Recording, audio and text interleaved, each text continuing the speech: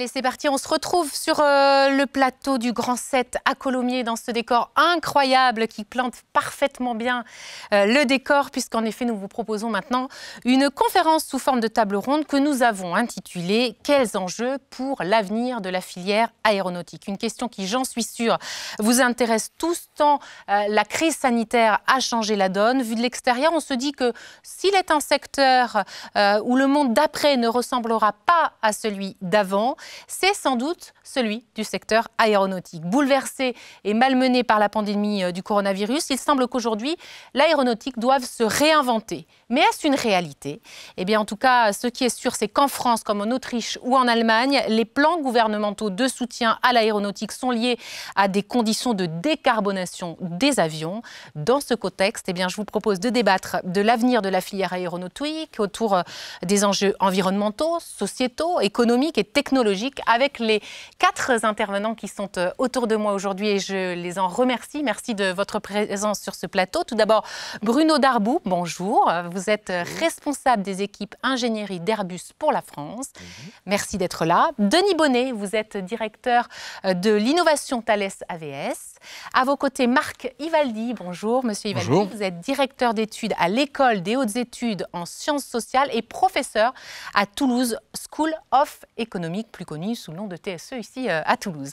Et puis Franck Amalric. Bonjour. Bonjour. Vous êtes directeur conseil du think tank Utopie. Je l'ai bien dit, j'ai répété toute la matinée.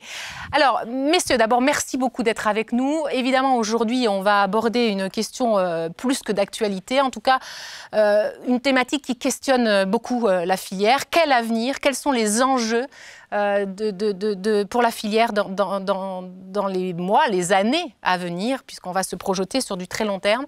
Bruno Darboux, justement, qu'est-ce que vous diriez, qu'est-ce que vous répondriez à cette question? C'est quoi les enjeux pour l'avenir de la filière aéronautique? Où se situent les facteurs de danger alors que la crise sanitaire, je le précise, n'est pas terminée? Alors, Priscille, vous avez raison de commencer par la situation actuelle et les enjeux sur le très court terme. Donc, on est encore dans une crise sanitaire.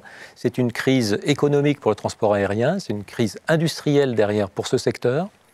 Et donc, le premier enjeu, il est la survie et la remise en place d'une économie du transport aérien qui puisse simplement fonctionner, ce qui n'est pas le cas aujourd'hui dans notre contexte sanitaire. Donc, un enjeu de court terme qu'un enjeu de survie. Au-delà de la survie, qu'est-ce qu'on veut faire du transport aérien dans l'avenir? On va débattre de ce sujet-là, mais en tout cas, à long terme, en tout cas, 2 transformations indispensables à la filière. La transformation environnementale. De fait, l'avenir de l'aviation, c'est d'aller vers la décarbonation.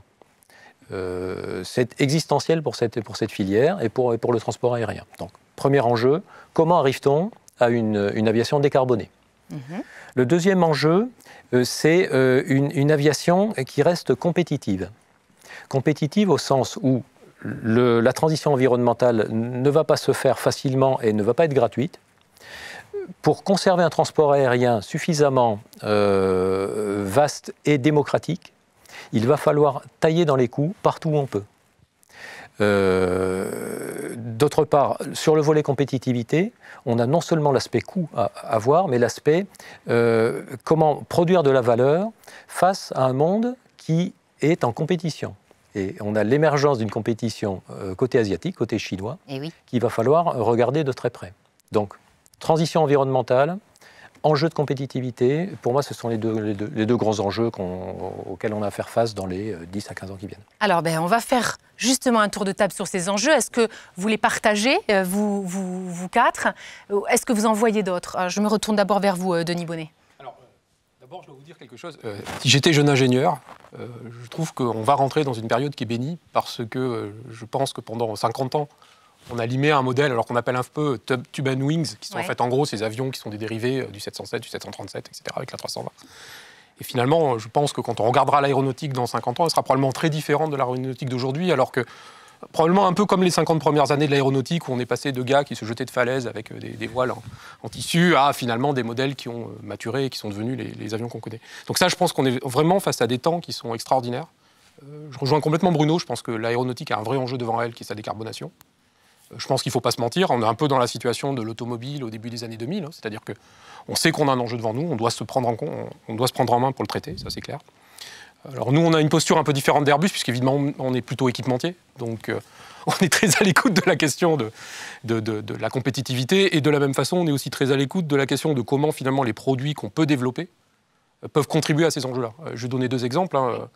La transition écologique de l'aviation, ça passe non seulement par des coûts réduits, mais aussi surtout par des produits moins lourds. Donc voilà comment on peut faire des équipements qui vont être moins lourds ou qui vont contribuer à faire des avions moins lourds. Et puis plus généralement, comment les équipements qu'on peut faire peuvent contribuer à la vraie transition écologique de l'aviation, rendre l'avion plus hybride, jouer un peu plus sur l'électricité, peut-être aussi permettre d'optimiser ses opérations, de telle sorte que on gaspille, on écopilote, on arrive à réduire un peu, à être plus efficace dans nos opérations. Et donc du coup, là, je vous réponds en tant que patron de l'innovation, je trouve qu'on est face à une période qui est vraiment... souvent quand on est ingénieur, on aime bien des vrais challenges, et là pour le coup c'est un vrai challenge. Et je pense que pour les équipementiers, ça les amène aussi beaucoup à se réinventer et à se questionner sur là-dedans quel jeu ils peuvent jouer. Alors on reviendra tout à l'heure évidemment sur ces challenges technologiques qui nous attendent autour de ce fameux avion du futur. Mais j'aimerais qu'on finisse d'abord notre tour de table sur ces enjeux. Est-ce que vous partagez la lecture des enjeux de nos 2 industriels ? Oui, ça, je crois qu'il n'y a rien à dire là-dessus. Enfin, à partir du moment où l'enjeu de la réduction des émissions à gaz à effet de serre est un enjeu global, mondial, et il s'applique évidemment à l'aéronautique. La seule chose qu'on peut regretter, c'est qu'on aurait l'impression qu'il ne s'applique qu'à l'aéronautique. Ce qui est assez étonnant, puisque les chiffres sont là. Les émissions à gaz à effet de serre de l'aviation, c'est 2% de tout le transport. Alors, on dit qu'il ne faut pas monter dans les avions, je ne sais plus comment on appelle ça, là, ce terme suédois. Mais je me dis qu'on devrait avoir l'autoslam. Parce que finalement, c'est quand même la voiture qui pollue. Mais la crise, et même avant la crise d'ailleurs, a surtout mis en exergue l'aéronautique comme en gros, comme un secteur qui devait changer ses pratiques. Oui, enfin, ce que j'ai l'impression, c'est que c'est beaucoup plus facile de dire que c'est les gros qui polluent. Donc c'est le gros avion, c'est le gros bateau, c'est le gros 4x4. Mais non. C'est tout le monde. Et en fait, l'aéronautique est plus en avance qu'il n'y paraît. Elle a vraiment pris en compte ça. C'est pas parce qu'elle ne fait que 2% qu'elle ne doit pas faire des efforts et faire des innovations technologiques. Mais en fait, ça doit s'appliquer à tout le monde. Et c'est l'enjeu de la taxe carbone qui va s'appliquer à tout le monde. Alors, mais ce qu'il y a, c'est que moi, je suis très optimiste pour l'aéronautique. Je préfère commencer tout de suite. Je préfère pas le garder pour la fin de l'émission. Parce que mon voisin vient de le dire.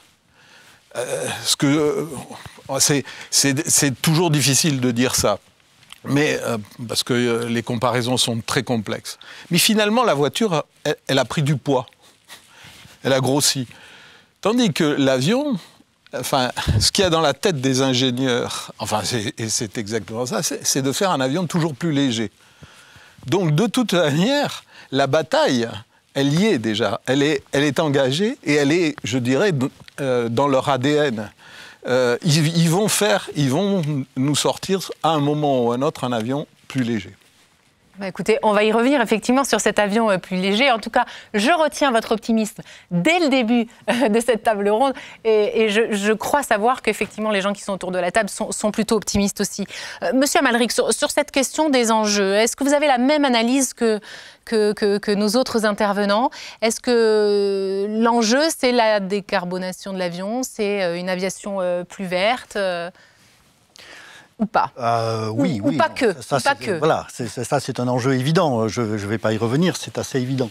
Je pense que c'est vrai que l'aviation ne représente aujourd'hui que 2% des émissions. Donc ça c'est factuel. La question qui se pose, c'est est-ce qu'on peut traiter tous les secteurs de la même façon, ou est-ce qu'il y a des particularités au secteur aérien qui fait que justement on prête un peu plus attention au secteur aérien qu'à d'autres? Bon, il y a des particularités dans le secteur aérien. La première particularité, évidemment, c'est que c'est un secteur dont bénéficient encore relativement peu de personnes dans le monde, puisque les estimations, c'est qu'à peu près 10% déjà dans le monde prennent l'avion au moins une fois par an, et qu'à peu près seulement 1% des personnes dans le monde représentent 50% des émissions de CO2 via l'aviation. Donc ce n'est pas encore un secteur qui est très démocratisé. Mais c'est un secteur qui aspire à se démocratiser.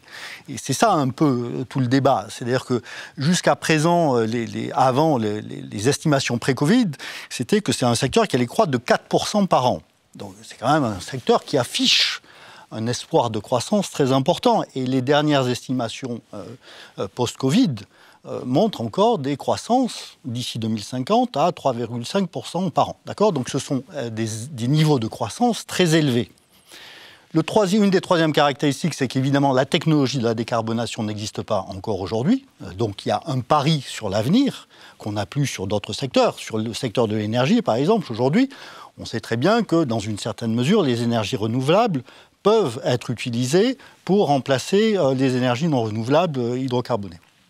Bon, sur l'automobile, il y a énormément de progrès. Dans l'aviation, on est encore à se poser des questions si oui ou non, ou à quelle échéance est-ce qu'on va avoir des solutions technologiques. Et puis, une quatrième caractéristique à prendre en compte, c'est le temps de latence entre le moment où vous commencez un projet de recherche et où vous allez réellement décarboner le secteur. C'est-à-dire que dire qu'on va avoir, par exemple, un avion vert en 2035, entre le moment où vous avez l'avion vert et le moment où vous avez réellement décarboné le secteur, va se passer en fait des décennies. Parce qu'un premier avion vert, ce n'est pas nécessairement un avion vert qui va permettre de véritablement réduire les émissions les plus importantes, c'est-à-dire sur les longs courriers, par exemple. Oui. Et puis d'abord, évidemment que les compagnies aériennes doivent s'équiper.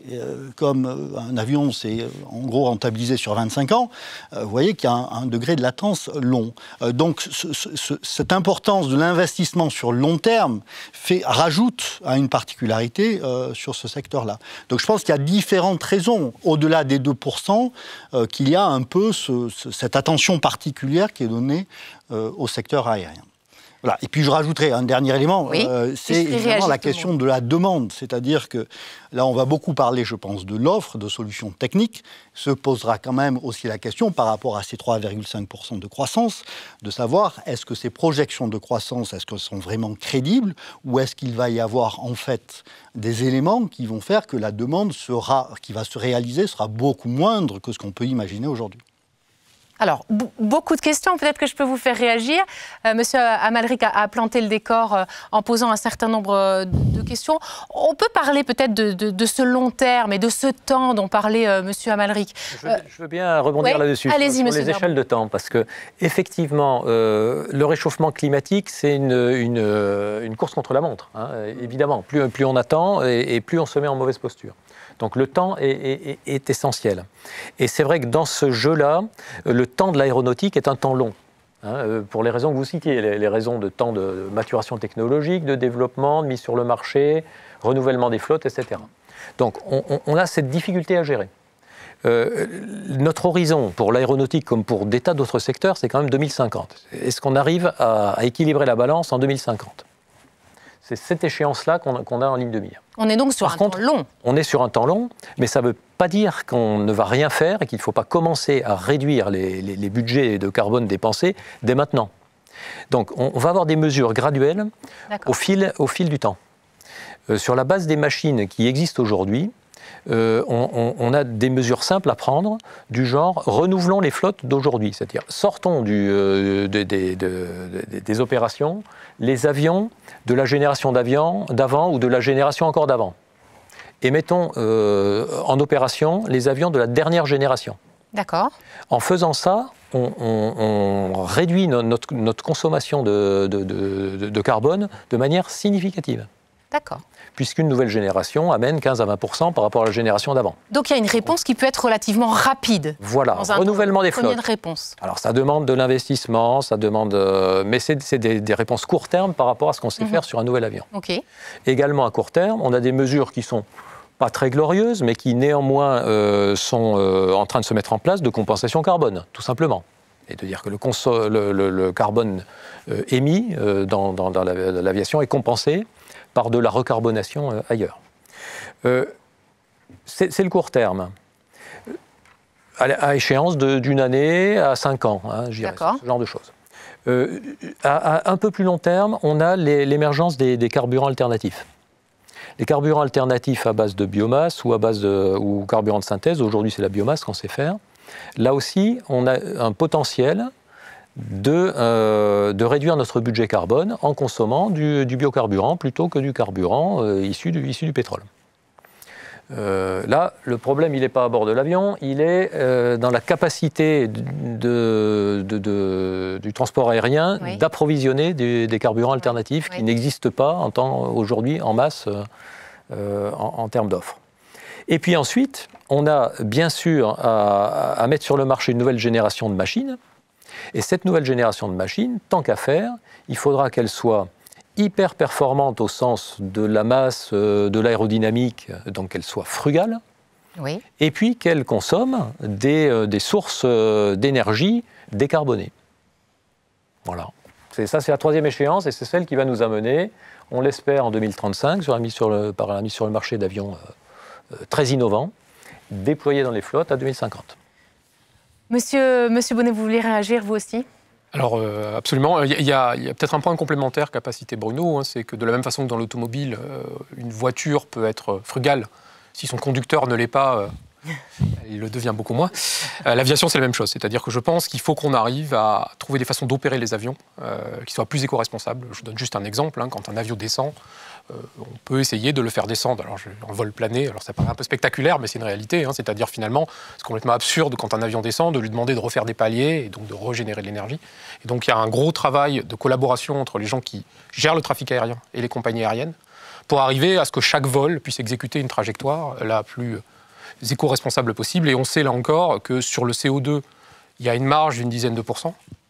Et que si on s'intéresse maintenant aux effets non CO2, donc les traînées atmosphériques, des choses comme ça, on peut très vite arriver à des effets très très significatifs. Il y a eu des expérimentations qui ont montré qu'on savait les réduire de plus de 50%. Donc il y a vraiment, là où je rejoins complètement Bruno, hein, c'est à la fois le renouvellement des flottes, les SAF, enfin les carburants durables, et les opérations, c'est des éléments dont quand on les somme, on arrive à des choses qui deviennent assez significatives. Là, vous prenez les 20% que vient de citer Bruno, vous rajoutez les 10% d'opérations et 5 à 10% de SAF, et vous obtenez quasiment déjà 50%.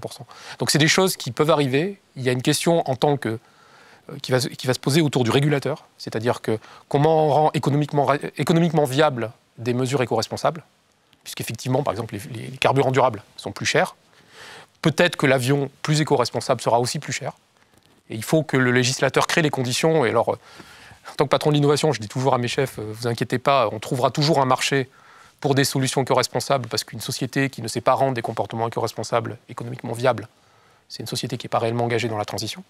Mais je crois que ça, c'est vraiment des choses qui sont très concrètes et qui peuvent arriver vite si on travaille sérieusement et si on s'appuie sur les travaux de la science. Je pense que c'est vraiment des choses qui peuvent arriver à un horizon de 2030 sans grand mal, quoi.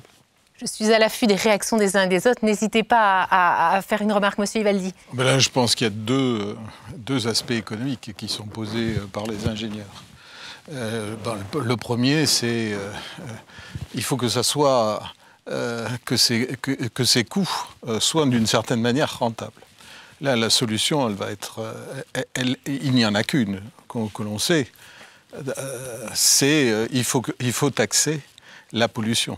C'est le principe du pollueur-payeur, et ça veut dire qu'à un moment ou un autre, il faut introduire un système de taxes ou un système qui permet d'un changement des prix.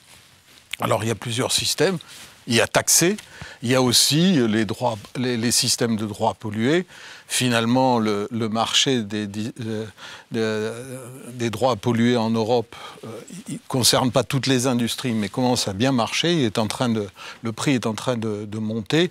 Et ça a un effet, ça se dilue dans toute l'économie. Et donc, ça permet de prendre en compte réellement l'impact que peut avoir le changement climatique sur tous nos modes de vie et nos modes d'organisation. Donc c'est vraiment fondamental qu'on ait ce mécanisme. Et d'ailleurs, on verra que si ce mécanisme s'applique, on verra que l'automobile devra faire des efforts encore plus importants que ce qu'ils font.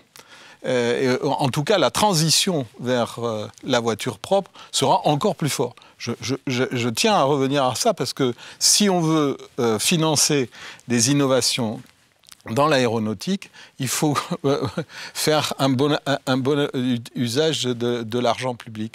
Je me permets juste un ajout sur ces mesures de marché. Là, donc, on a un dispositif européen, ETS, qui fonctionne.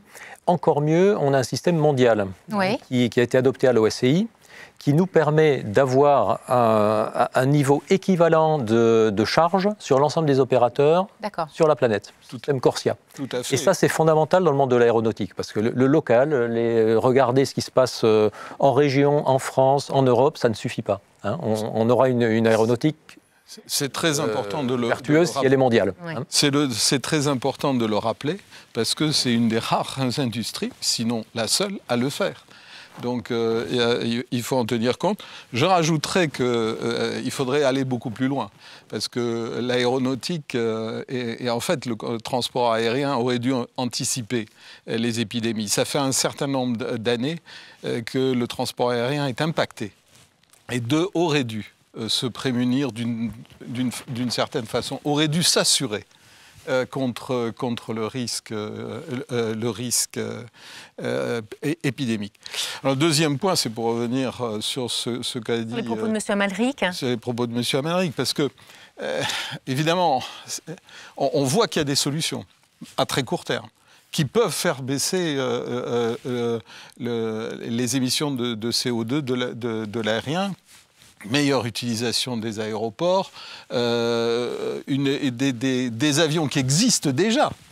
La 320 Neo consomme 20% moins cher que 20% de moins de CO2 qu'avant. Enfin, bon, donc ça existe. Mais pour que ça se fasse, il faut que il y ait des gens dans les avions. Il faut qu'il y ait des voyageurs. Donc ça, c'est la grande question. C'est la question. On va revenir sur les enjeux sociétaux, effectivement. C'est la question de la demande. Est-ce que en fait, à mon avis, c'est l'enjeu le plus important. C'est de savoir si cette demande, elle va revenir à 4%, le chiffre de croissance que vous citiez tout à l'heure, ou non. Bon, alors je ne sais pas si je peux donner mon avis maintenant. On va faire un petit tour de table, mais vous allez pouvoir le donner effectivement. Sur ces enjeux sociétaux, on ne sait pas de quoi demain sera fait. On ne sait pas si effectivement les gens reprendront l'avion, parce que on l'a bien vu pendant cette période, le trafic aérien a quand même subi de plein fouet cette crise. Il y a beaucoup d'incertitudes sur la reprise ou non des avions par les Français et les habitants quels qu'ils soient. Peut-être qu'on peut effectivement s'attarder sur cette question-là. Et ça, c'est un des grands enjeux aussi. C'est un enjeu sociétal, mais c'est un grand enjeu. Qui répond ? Monsieur Amalric, sur cette question-là, est-ce qu'on sait si... On ne sait pas si les gens vont reprendre l'avion. Est-ce que ça aussi, c'est une donnée qu'il faut prendre en compte ? Si vous voulez, là aussi, je pense qu'il faut avoir une perspective mondiale et sur le long terme. C'est-à-dire qu'on peut répondre à court terme sur l'expérience que nous vivons, notamment en France, par rapport aux voyages d'affaires qui vont sûrement être réduits drastiquement parce que les entreprises ont appris à économiser sur ce poste-là pendant le Covid et voir que ça marchait. Maintenant, quand on parle d'une croissance des passagers à 3 ou 4% par an sur les 40 prochaines années, sur les 30 prochaines années, on pense à la Chine, on pense à l'Inde, au Mexique, à la Turquie, enfin à tout un tas de pays qui, à la fois pour des raisons démographiques et des raisons économiques, vont être amenés selon les modèles existants, à prendre beaucoup plus l'avion qu'ils ne l'ont pris jusqu'à présent. Donc la question qu'il faut se poser, c'est par rapport à ces pays-là, pas uniquement à ce qui va se passer en Europe, puisque c'est là que les projections sont faites. Et là, la question du prix, pour moi, est absolument fondamentale. Si vous voulez, parce que les projections telles qu'elles sont faites aujourd'hui, elles regardent ce qui s'est passé donc dans l'histoire européenne et des États-Unis en disant à tel niveau de richesse, voilà combien de fois les gens prennent l'avion en moyenne. D'accord ? Mais ça, cette observation-là, s'est faite notamment sur les 20 dernières années sur la base de prix qui sont très faibles, et en tout cas qui ne prennent pas en compte les externalités négatives. Donc à partir du moment où on intégrerait les externalités négatives, c'est-à-dire où le prix serait véritablement le reflet de l'impact sociétal de l'avion, eh ben, on peut imaginer qu'à un prix différent, de fait, les trajectoires d'adoption de l'avion, si je puis dire, vont être différentes. Monsieur Ivaldi, vous voulez réagir? Oui, alors ça, c'est des questions complexes. Enfin, c'est les conditions de la concurrence qui va jouer.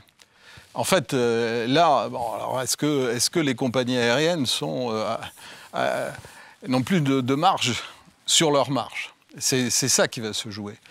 Ce qu'on a vu, en fait, c'est qu'elles ont, dans les dernières années, très très bien intégré des augmentations de prix dues au pétrole. Donc, et les faire passer aux passagers.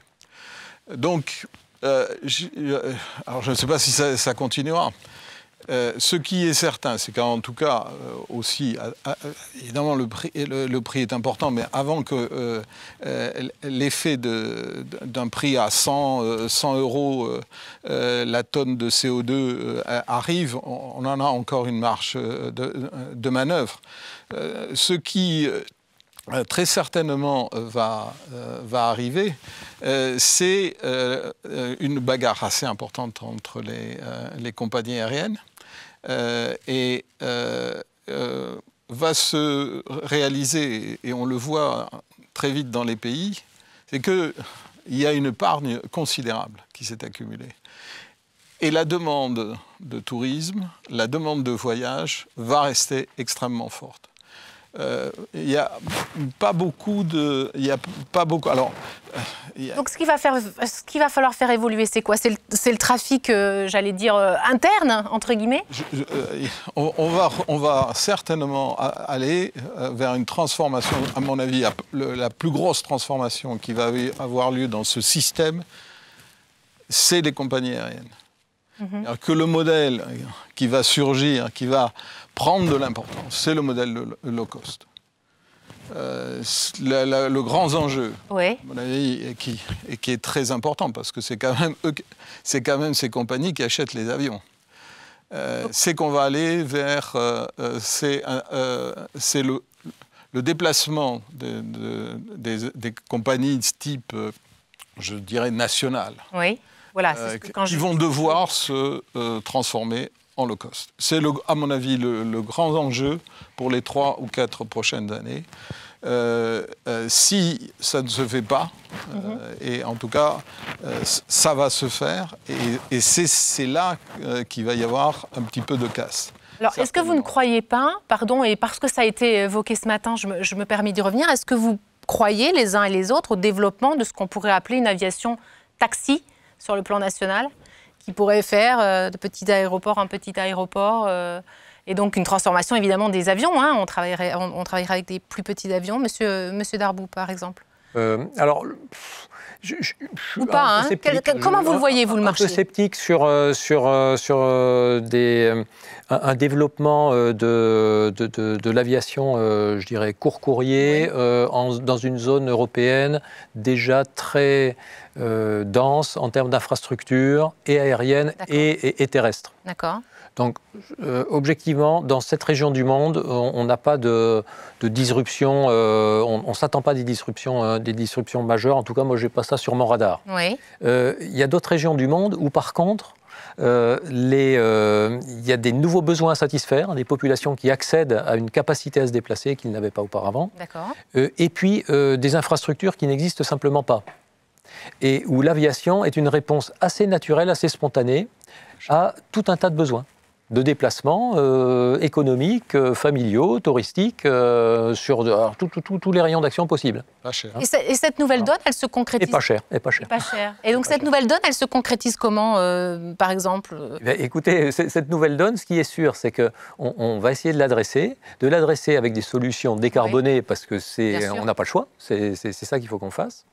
Et au passage, quand on va trouver des solutions décarbonées, on aura quand même un souci de l'économie associée. Donc le pas cher, il est fondamental et on n'a pas la solution à l'équation. Donc il faut qu'on y travaille. Mais le pas cher et transition écologique, c'est pas antinomique, pardon, hein, mais comme ça, sur le papier... Au premier abord, oui. Au premier abord, une source d'énergie décarbonée, aujourd'hui, instantanément, c'est beaucoup plus cher que le pétrole qu'on extrait par gigatonnes tous les ans. Hein. Donc ça, c'est sûr qu'instantanément, c'est très cher. Il va falloir casser cette courbe de l'énergie décarbonée. Et là, c'est en dehors de notre sphère d'influence, nous, l'aviation. Par contre, on est accroché à ça comme tout le secteur industriel mondial, comme tous les secteurs industriels et du transport mondial. Confirmé, M. Bonnet ? Alors, je trouve que le point de vue de Bruno est intéressant et on peut le pousser un cran plus loin. C'est qu'on a tendance à prendre des plateformes carbonées et à se dire, tiens, on va la décarboner et ça va faire tel nouvel avion. C'est l'idée d'avoir un A320 électrique, etc. Ce qui est intéressant avec ces nouvelles technologies, je pense en particulier à l'électricité, c'est qu'elles ont des propriétés assez différentes qui font que, par exemple, là où historiquement, Big is beautiful quand on fait des moteurs thermiques. C'est pour ça que vous voyez des 350 avec des engins, des moteurs extraordinairement grands. En fait, sur les avions électriques, le fait qu'ils soient petits les rend pas moins efficaces au kilogramme transporté que les grands. Et du coup, on peut imaginer effectivement des avions électriques qui vont être capables de faire du commuting aux États-Unis. Il y a des startups qui s'étaient lancées pour aller desservir des petits aéroports qui sont actuellement soit pas desservis, soit mal desservis. Mais ça peut aller plus loin. Par exemple, on accompagne une entreprise qui s'appelle Flying Whale, qui est installée dans la belle région bordelaise, qui travaille sur des dirigeables, par exemple, pour faire du travail aérien. C'est-à-dire que la décarbonation, ça ouvre aussi, ces moyens électriques ouvrent des marchés qui sont potentiellement complètement nouveaux. Alors, je ne suis pas un grand fan de ce qu'on appelle l'urban air mobility, les taxis volants, parce que comme le faisait remarquer mon fils, il y a déjà des embouteillages au sol, on va réinventer des embouteillages en l'air. C'est pas très raisonnable. Par contre, je pense qu'il y a des nouveaux scénarios d'usage qui peuvent s'imaginer. Évidemment, pas forcément. Et là, vous avez quelques exemples de scénarios qui pourraient s'imaginer ? Je pense qu'il y a pour quiconque est déjà allé à New York, c'est l'horreur que c'est d'aller de JFK au centre-ville de New York. On voit bien que là, des solutions électriques, neutres en carbone, permettant de faire du commuting pourrait faire du sens. On a eu pas mal d'échanges, en particulier aux États-Unis, sur des startups qui essayaient d'avoir, avec des avions de 700 km à peu près de rayon d'action, à les desservir. Alors, je vais donner un parallèle en France, Bordeaux-Clermont-Ferrand. En fait, Bordeaux-Clermont-Ferrand en voiture une fois, pas Clermont-Ferrand, pardon, Lyon. Vous allez comprendre l'horreur que c'est, alors qu'avec un petit avion, ou Bordeaux-Brest, ou des choses comme ça. Donc, ces diagonales-là, qui sont peu servies, c'est pas forcément des marchés énormes, mais c'est des marchés où on peut apprendre très vite sur ces nouvelles technologies-là. On peut les laisser grandir. Et c'est ce que j'appelais l'aviation taxi tout à l'heure, c'est ça ? Ça peut être ça, en tout cas, c'est ces nouveaux scénarios d'usage qui sont pour nous des laboratoires. Hein. Je sais qu'Airbus a travaillé en tout cas sur des solutions d'urban air mobility. Moi, je crois que c'est probablement là que vont apparaître quelques idées qui peuvent être intéressantes. Ça ne sera jamais des business de la taille d'un A320, mais c'est là qu'on va amorcer le moteur qui fera peut-être un jour un 320 complètement neutre en carbone. Et je pense que, là encore, pour des ingénieurs, et d'ailleurs, regardez les startups qui travaillent dans le domaine, il y a des centaines de millions d'euros qui sont investis dans ces startups-là, et je pense que là, il y a vraiment des choses à faire. Alors, moi, j'aimerais qu'on... Oui, monsieur Ivaldi, allez-y, ensuite, on parlera vraiment de technologie. Moi, j'ai une question à vous poser. Moi, quand je lis les documents de l'industrie, je lis que 80 ou 85% des émissions aujourd'hui sont dues à des vols de plus de 1500 km. Donc, en fait, ce dont on parle quand on parle de décarboner le secteur, c'est de décarboner les vols relativement longs, donc au-delà de, disons, 1500 km. Et que quand, pour l'avion vert, etc., on parlerait d'avions à 50 ou 100 personnes de capacité et à à 500 km ou moins de 1000 km. Donc, finalement, la solution technologique via un avion vert n'existe pas à échéance, disons, dans les 20 prochaines années. Pour résoudre... Donc, la seule solution qui existerait pour ça, c'est le développement de la filière des carburants alternatifs, d'accord, sur ces grands trucs.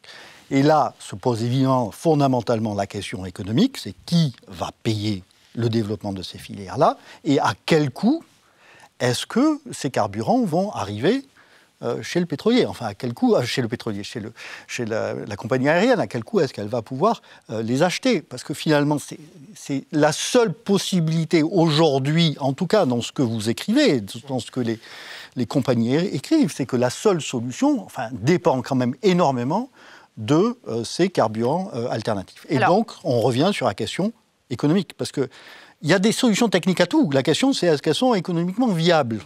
Eh bien, écoutez, on va leur poser la question parce que tout le monde a envie de réagir. Alors, on fait un tour de table. Allez-y, monsieur Ivaldi. Elles ne peuvent être viables que si, justement, on a un vrai prix de la tonne de CO2.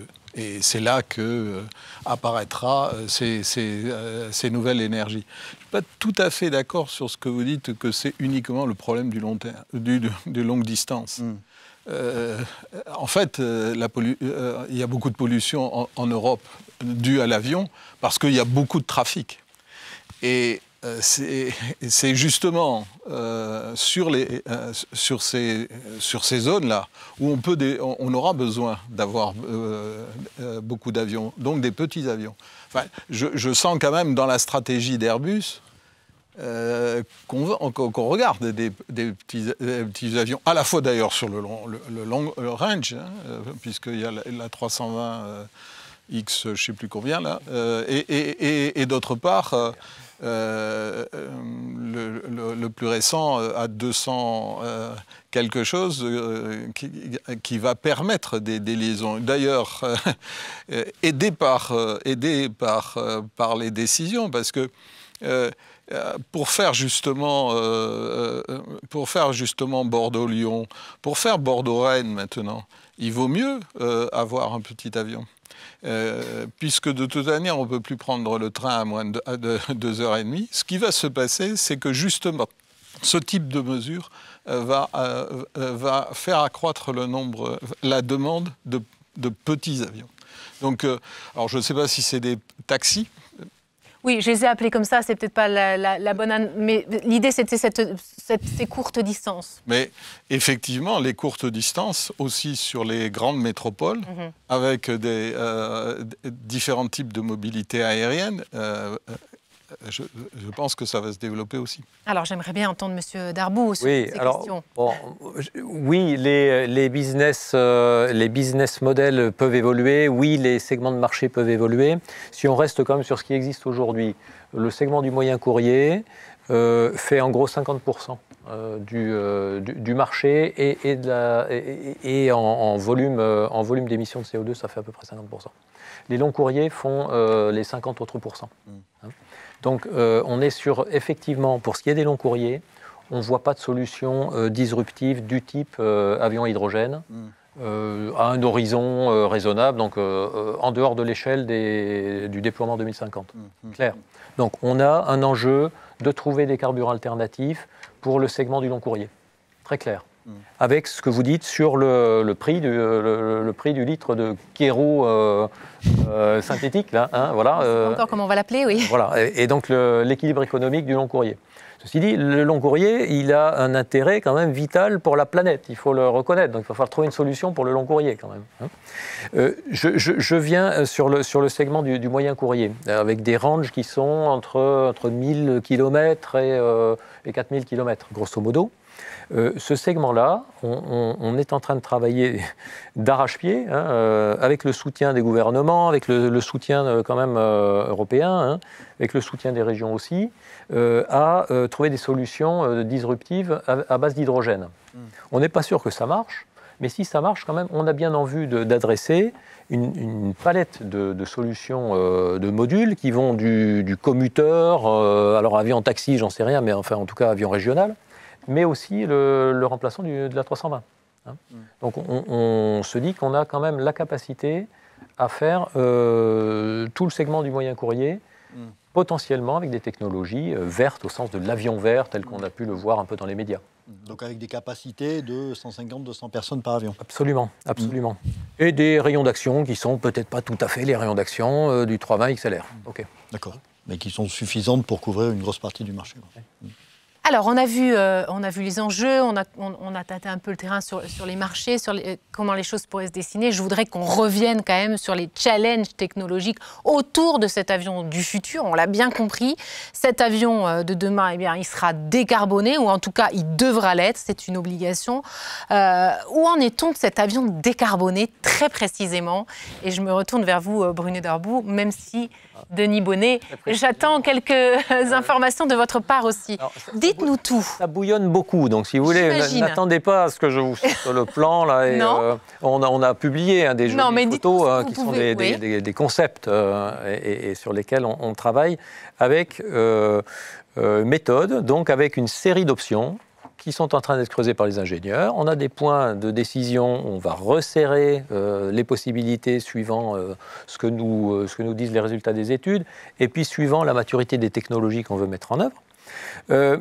Ce qui est certain, c'est qu'on est sur de la disruption qu'on n'est pas sûr de gagner aujourd'hui. Donc il faut avoir cette idée du challenge technologique qui n'a pas encore démontré que la solution fonctionne, mais qu'on y met une énergie du feu de Dieu. Il y a des secteurs, comme le disait Marc, des secteurs où on est relativement à l'aise. L'allègement des aérostructures. Ça, on l'a toujours fait, on a du potentiel, on va continuer à le faire. L'optimisation de l'aérodynamique, on se redonne des degrés de liberté par rapport au concept classique des avions qu'on voit depuis 50 ans, pour être capable de faire des sauts sur les performances aérodynamiques de l'avion. Et là, on a donc des choses intéressantes à faire. La performance des moteurs. Là aussi, nos motoristes travaillent très dur pour arriver à gratter des réductions de consommation très significatives, plus significatives que ce qu'ils ont su faire au cours des sauts technologiques précédents. D'accord. Donc ça, je dirais que c'est les disciplines classiques. Et puis après, il y a les carburants alternatifs, l'hydrogène. Et là, on est dans un monde qui est juste où on explore. On cherche à s'appuyer sur les gens qui ont déjà tâté de ce type de technologie, notamment pour l'hydrogène liquide, donc c'est le secteur du spatial qui nous aide à avancer là-dedans. À ce stade, on avance avec confiance parce qu'on est, c'est notre avenir, deux, on a des ingénieurs qui en veulent énormément. On a un écosystème très favorable au niveau des institutionnels qui nous encourage, qui nous pousse, qui nous finance. Donc, écoutez, très confiant qu'on va trouver des solutions. Mais enfin, là, à ce stade, il faut quand même laisser faire les ingénieurs. Voilà. Ça, j'ai bien compris. On a quand même beaucoup parlé de cet avion à hydrogène. Est-ce que c'est, j'allais dire, la solution numéro 1 sur laquelle il faut miser? Est-ce qu'elle est en pole position? Ou pas? Ou est-ce qu'elle est au même niveau que d'autres? Donc, les carburants alternatifs sont une autre composante essentielle au dispositif, notamment pour les longs courriers. Alors, moi, je vais réagir tout le monde sur cet avion décarboné. Denis Bonnet, vous le voyez comment? Alors, je pense qu'il y a deux aspects dedans. Il y a ce qu'a dit Bruno, et en fait, finalement, je le redis, on est équipementier, et du coup, on a regardé nos équipements sous trois angles, le poids. Comment ils peuvent je donne un exemple très simple, on fait des systèmes de divertissement de bord. Le poids des câbles de ces systèmes est assez important. Est-ce qu'on peut les supprimer? Est-ce qu'on peut mettre les écrans, enlever les fils, voire enlever les écrans? On peut imaginer plein de scénarios de cette nature-là. Donc ça, là encore, c'est presque, c'est ce que font nos ingénieurs tous les jours. Eric, si tu gagnes 1 kilo, ça fait 8 tonnes par avion. C'est ça, exactement. Donc on a commencé à faire ces calculs-là. 8 tonnes de CO2 par avion. Ouais. Deux, on s'est posé la question sur tous nos équipements. Ils consomment de l'énergie. Est-ce qu'il y a des moments où ils pourraient en recycler? En fait, il y a un truc que je dis souvent sur les avions. On passe beaucoup d'énergie pour les passer d'une vitesse nulle à une altitude nulle, à une vitesse très élevée, à une altitude très élevée. On est sur beaucoup de systèmes qui sont réversibles, les clims, des choses comme ça. Et on pourrait se dire, mais finalement, est-ce qu'on ne pourrait pas, comme dans la voiture, recycler l'énergie partout où elle est disponible? Et ça, c'est vrai qu'en tout cas, dans l'aviation, ce n'est pas des pratiques très classiques. On sait réguler la consommation d'énergie, on n'a pas construit nos architectures pour être capable, comme ça le fait dans la voiture, de faire de l'hybridation. Donc ça, c'est un sujet assez intéressant, parce que dans la vie de tous les jours, ce qu'on appelle le grid, et ça offre des possibilités qui sont assez intéressantes. Et puis le dernier point, c'est effectivement deux autres technologies qui nous intéressent. Une pour les avions d'Airbus autour des opérations, la question des vols dont je vous parlais tout à l'heure, comment on fait des systèmes de gestion de vol qui soient bien plus optimaux.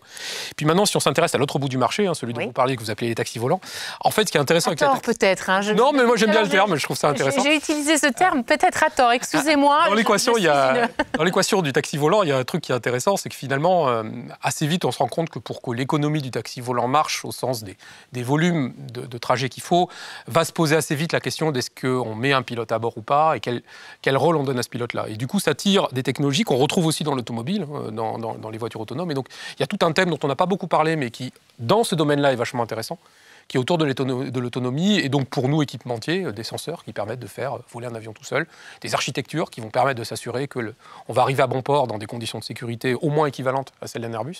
Donc, ça, c'est déjà des sujets sur lesquels vous travaillez, c'est engagé, absolument, où on en est à la réflexion. Avec Airbus a fait décoller il n'y a pas longtemps un A350 de façon totalement autonome sur la piste de Toulouse. On y travaille avec des startups américaines.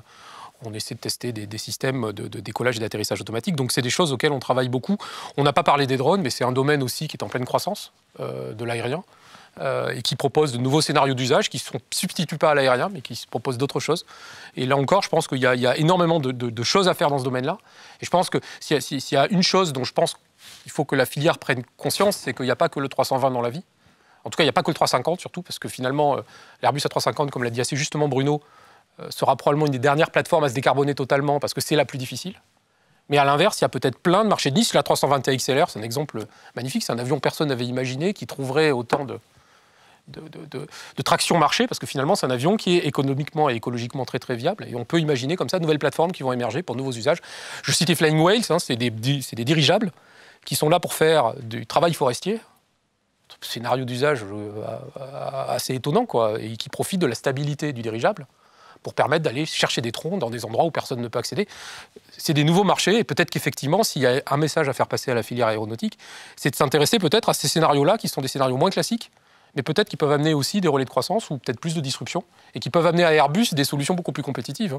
Je vais juste finir, pourquoi on s'intéresse aux drones, c'est pas parce que c'est un gros marché, mais c'est parce que pour être sur les drones, il faut être pas lourd, et très bon marché. Et pour répondre à la question que pose Bruno, c'est deux caractéristiques qui l'intéressent beaucoup pour un 320. Donc je pense que c'est peut-être une question qu'il faut qu'on se pose, c'est OK, il y a le 320, mais il y a peut-être d'autres avions et peut-être d'autres endroits où on peut travailler aussi. On va revenir sur les nouveaux défis effectivement qui s'ouvrent à vous aujourd'hui, mais sur cet avion et ces avions... Sur la forêt, ça ne sert pas simplement à transporter la forêt, ça sert à protéger aussi la forêt et à ne pas l'abîmer comme il se passe actuellement dans nos forêts. Alors, je vais rebondir à ça. Moi, ce que je trouve intéressant, c'est qu'il n'y a pas que l'hydrogène. Donc, autour de cette table, il y a plein de solutions. Et ça, pour un chercheur, de regarder tous ces liens, c'est intéressant parce que ça veut dire qu'il y a beaucoup de perspectives. Alors je vais en profiter pour faire un peu de publicité puisque on fait aussi de la recherche et ce qui me paraît important, et ça a été dit, en fait je trouve que ça apparaît bien dans la discussion, c'est qu'il faut se mettre ensemble. Il faut que les économistes puissent travailler avec les ingénieurs et les ingénieurs avec les économistes. Et pas uniquement les économistes, il faut des sociologues, il faut aussi un travail entre les sciences dures et les sciences molles ou sciences sociales. Et je trouve qu'on a une grande chance à Toulouse, c'est qu'on a un super écosystème.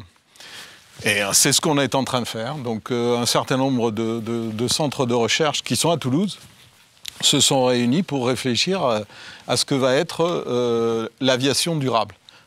De façon à pouvoir regarder à la fois comment les évolutions technologiques peuvent être prises dans un modèle économique qui fonctionne. Donc c'est bien une question qui est sur la table et sur laquelle on va travailler avec l'ENAC, Supaéro,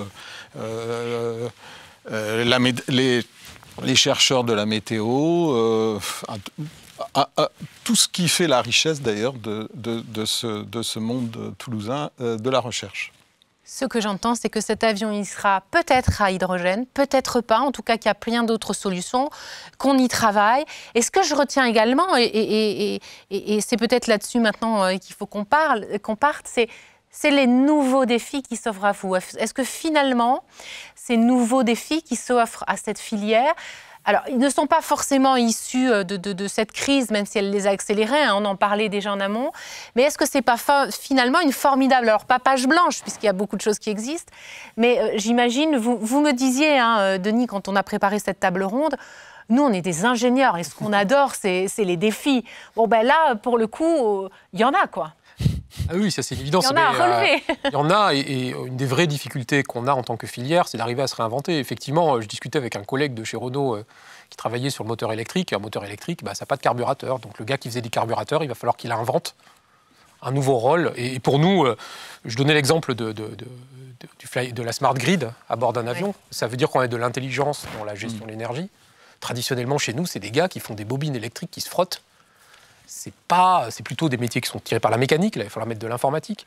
Donc, il y a tout à la fois la question du renouvellement de la vision qu'on a sur nos produits et du renouvellement de nos compétences. On parlait d'autonomie. Ça veut dire qu'il va falloir qu'on développe des compétences de sensoriste, qui n'étaient pas nos compétences cœur. En tout cas, chez Thales, elles le sont, mais pas dans l'aéronautique.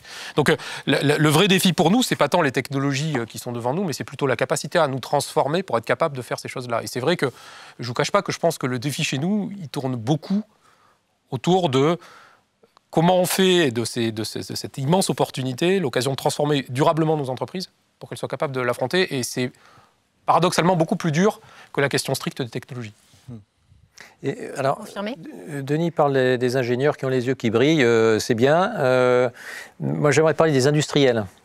Des industriels il y a des équipes d'ingénieurs chez ces industriels, mais il n'y a pas que ça, et c'est pas les ingénieurs qui font vivre les industriels. Hein. Les industriels, ils vivent de ce qu'ils vendent. Hein.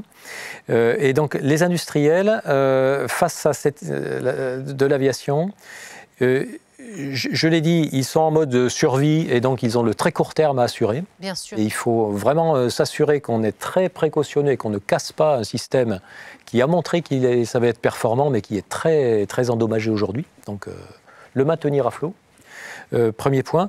Deuxième point, l'industriel, dans la phase qui vient, il est entre une grande menace. L'industriel qui est dans l'aéronautique, il a une grande menace. Le FlixCam, c'est pas rien quand même, mine de rien. Le réchauffement climatique, si on n'a pas de solution pour l'aviation, c'est la fin de l'aviation. Hein. Mais il est aussi devant une grande opportunité.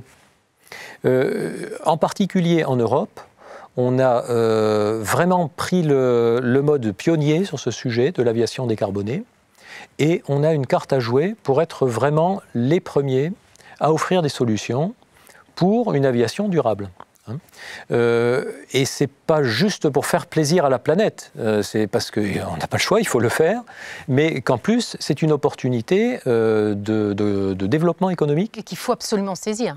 En capitalisant sur nos forces et sur notre volonté de bouger, on peut, je pense, saisir une opportunité majeure pour l'Europe, pour la France et pour les régions du sud-ouest de la France. Quand on a préparé cette table ronde, vous m'avez parlé, je cite, d'un besoin de transformation de la compétitivité. Vous m'avez rappelé qu'il y avait un duopôle bien installé entre Airbus et Boeing depuis déjà très longtemps, mais que le troisième pôle, que je vais appeler chinois ou asiatique, il est là, il n'est pas très loin. Voilà, et donc on sera capable de maintenir notre position de leadership si on a une offre technologique, c'est un des volets, mais si aussi on est capable d'avoir une offre de performance industrielle sans équivalent. Ça veut dire les prix, ça veut dire la ponctualité, ça veut dire la qualité, ça veut dire les variations de cadence aussi, on le voit, tout d'un coup, là on a dû s'arrêter de produire, et puis il va falloir se remettre à produire.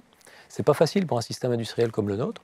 Donc tous ces facteurs qui font le cœur de nos défis. Exactement. Je vais passer la parole à M. Amalric sur cette question-là de ce duopôle, peut-être ce troisième pôle chinois.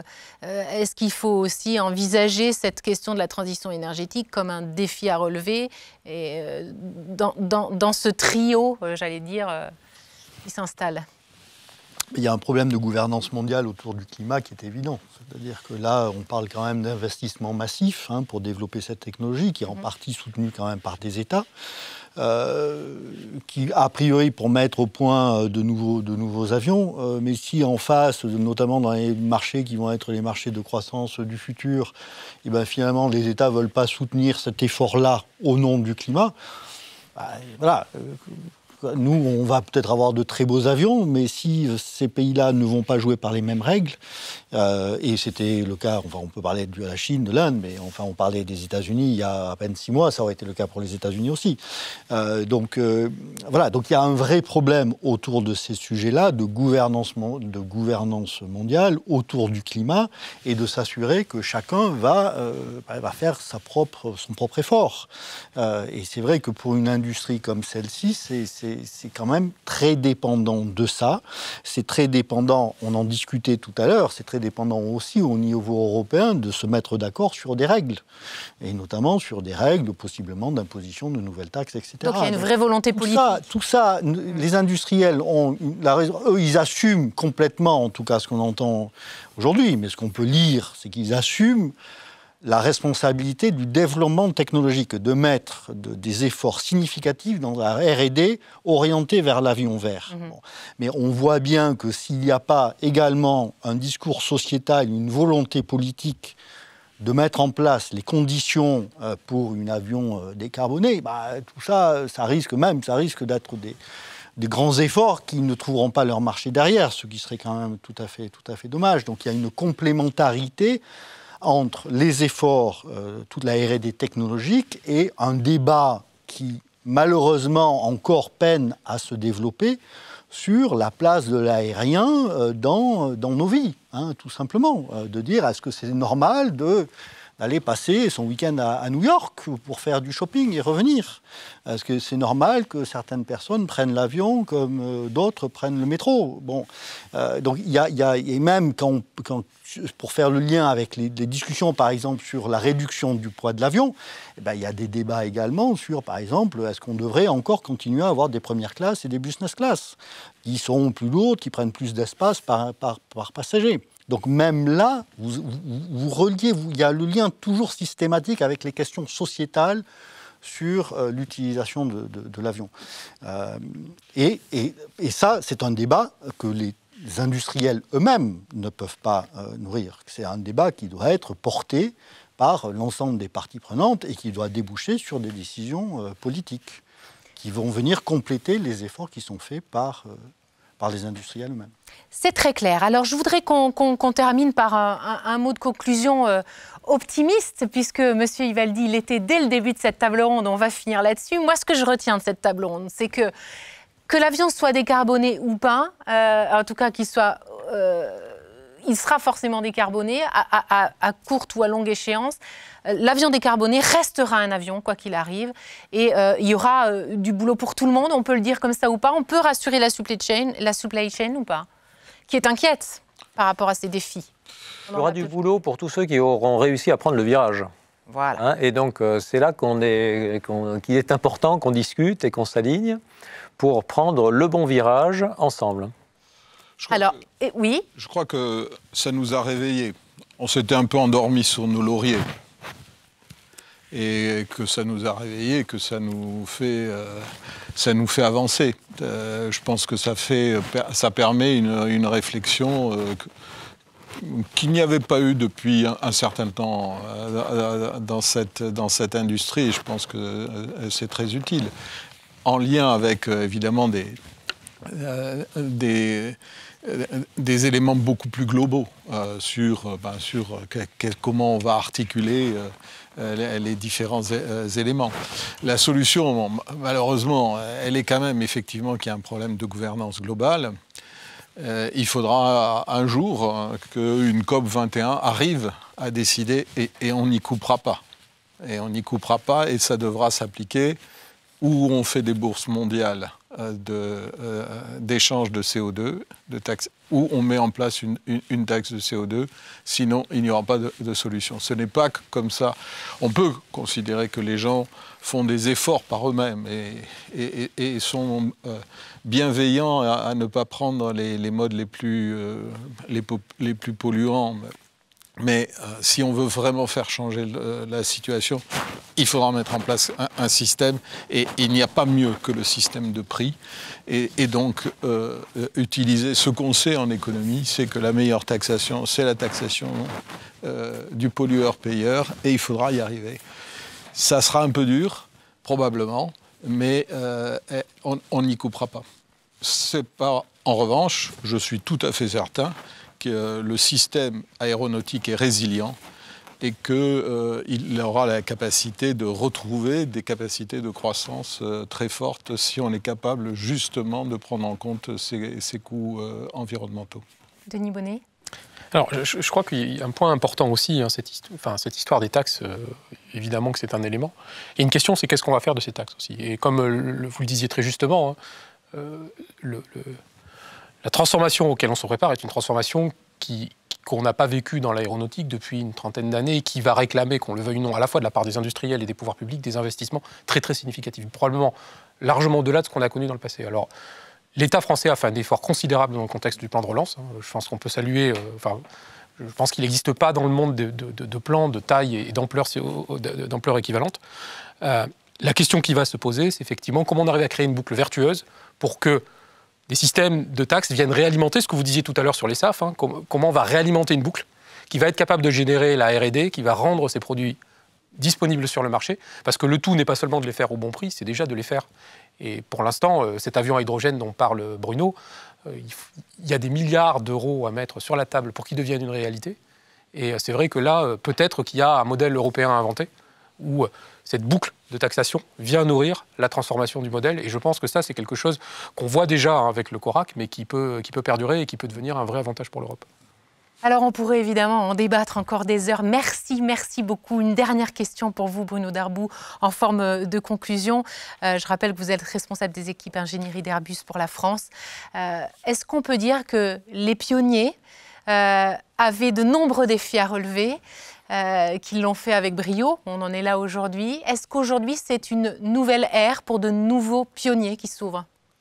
Oui, c'est une ère pour des pionniers. Qui ont les mêmes défis que ceux de l'origine, hein, le plus lourd que l'air, c'est toujours ça, et comment on arrive à faire la machine parfaite. Hein. Donc il y a ce défi-là qui est le défi d'origine qu'on continue à porter et que nos équipes portent. Et il y a le défi du réchauffement climatique et de la transition environnementale qui est un défi nouveau, qui est, je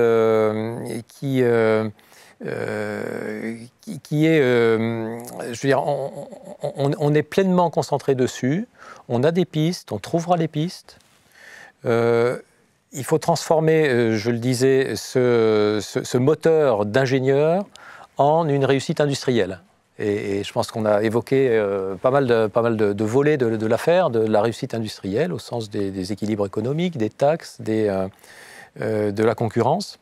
Et je pense que si on laisse nos ingénieurs travailler et si on pilote correctement le virage au sens de l'industrie face à la société, en phase avec la société, on va y arriver. Merci beaucoup, ce sera le mot de la fin. Merci à tous les quatre d'avoir participé à cette table ronde. C'est donc ainsi que s'achève cette première table ronde. Pour ma part, je vous donne rendez-vous demain dès 9h30 pour une nouvelle conférence intitulée cette fois « La transition écologique, vecteur de compétitivité industrielle ». Et on va répéter sans doute et approfondir un certain nombre de thèmes qu'on a vus aujourd'hui. Cette conférence sera suivie d'un atelier technique de l'écosystème d'excellence SUF, solution pour l'usine du futur. Et puis, je vous retrouverai à 14h pour l'ultime conférence de ces Aerospace Digital Days. Elle portera sur les leviers pour faciliter l'achat public des solutions innovantes pour la ville durable et intelligente. On parlera notamment de drones. Voilà pour le programme de demain. Bonne fin d'après-midi à tous. Et tout de suite, place à l'atelier technique de l'écosystème d'excellence PEE, propulsion et énergie embarquée. À demain.